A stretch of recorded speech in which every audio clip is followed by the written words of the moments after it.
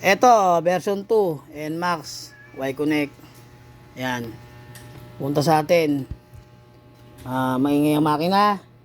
Akala ni bossing ay makina. Sabi sa kanya, makina daw. Palit na raw yung kanyang black. Katok. Semi-katok. Parang mahugong. Pero tinanggal natin yung pulley. Ito. Upon checking na sinasabi. Start natin.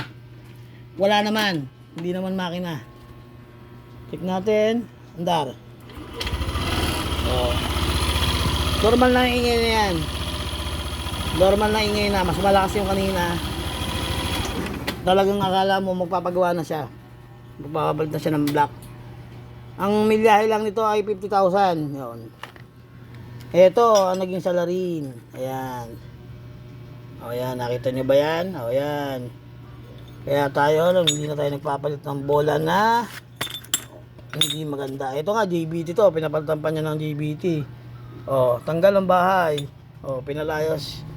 Na sila, naghiwalay na sila. Ayan, JBT yan. JBT.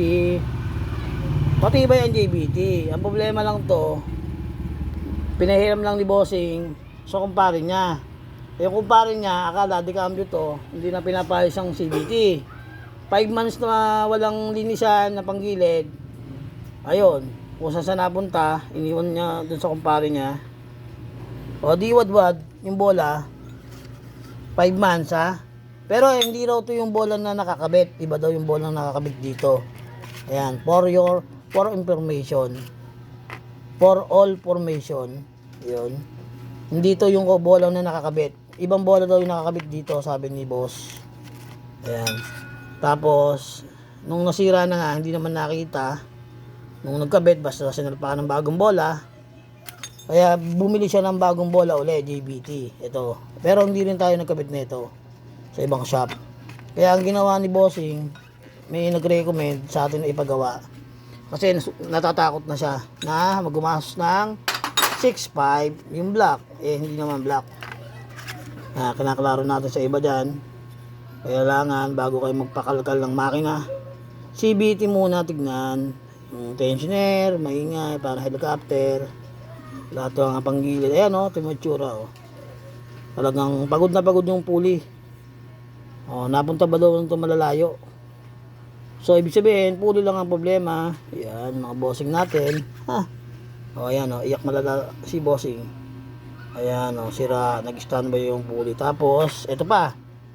Ayan nakakalug yan kalug pa. Ito yung nahuni. Ayan nahuni. Ayan nakakalug yung busing niya. Habang natakbo yung pulley, kaya lalo masira yung mga bola. Dapat ganito yan testing. Ito meron na tayong bagong papalit masikip pitted yan walang uga. Slide lang yan, slide, puro slide, tsaka iikot yan. Pero ito, sira na yung gitna. Ayan sira yun sira. Yun na, short video. Salamat mga bossing natin.